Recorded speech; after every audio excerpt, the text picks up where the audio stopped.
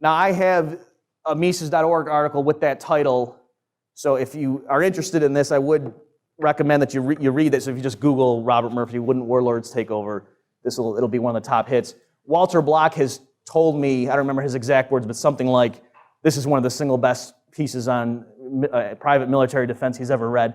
And I kind of have to agree with him. It's really, you remember the scene from A Christmas Story when little Ralphie's reading his essay over? He's like, oh, wow, that's great. That's kind of how I felt reading this. So, let me just very quickly, what are the points here? What you need to do is compare apples to apples, right? So, yes, it is possible, and we've seen historically, there can be regions where there's no state and a libertarian utopia doesn't emerge next Tuesday, right? That's clear. That happens. So no one's making the claim that anytime you have the absence of a state, all these market forces are going to kick in and everyone's just going to have these voluntary, peaceful society just pop out. But the point is usually where we see this happen is a region that used to have a government that descended into civil war. And that's why it's the mess it is now. So it's not that the people had a government and then they were all reading Rothbard and said, oh my gosh, and then their government just dissolved away. That's not what happened. They were all still statists and they started trying to kill each other because they wanted to seize control of the government, and then no one group was strong enough and the government fell and now they're all fighting each other. Okay, so that is hardly an argument against anarcho-capitalism, and moreover, you could just easily cite that and say, well, that's why you can't have a government or a state. Because look, sometimes it descends into civil war, right? So it's interesting that these alleged case studies in Rothbardism are actually cases of failed states.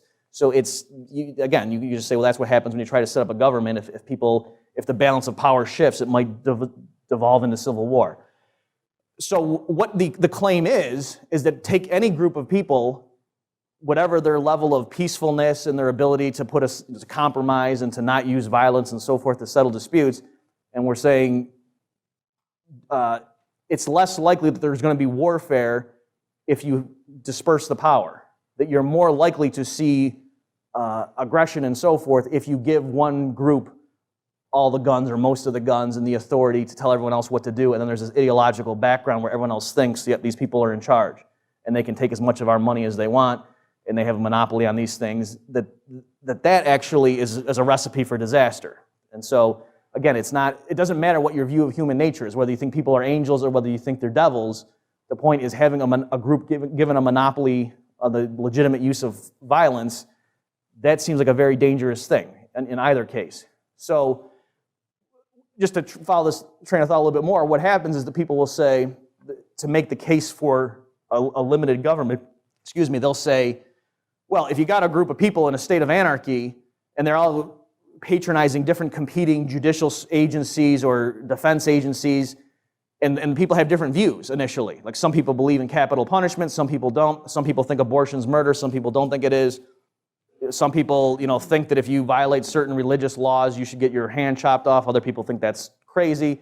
So you got all these people in a pressure cooker, and if you just had anarchy, the way you guys are talking about, they would just be duking it out, and perhaps as a matter of prudence, you're right, maybe the agencies wouldn't necessarily be shooting each other all the time, but there would be no rule of law. It would just be real hostile, and it would just be groups always at each other's throats and maybe just not attacking out of prudence, but that's not the kind of world I want to live in. Instead, let's form a government where we all agree, yet we have these different viewpoints of what the just society looks like, but let's have periodic elections, and we all agree we're not going to contest it. As long as it's a fair election, we all abide by the rules, we're going to elect a government to implement these views, to try to build a consensus.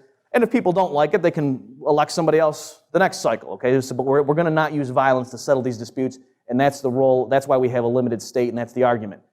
So what I'm going to say is, if you have a society that's capable of doing that, and for one thing, no state ever actually emerged in that nice, peaceful, voluntary fashion, but if it did, I'm saying that population that's so virtuous enough to be able to do that, why, when they're in a state of anarcho-capitalism, why would they be patronizing defense agencies that were shooting each other up? If you're willing to say, yeah, I realize I have fundamentally different views from you, you think abortion's fine, I think it's murder, but let's, I'm not going to physically attack you, let's vote and try to settle it at the ballot box.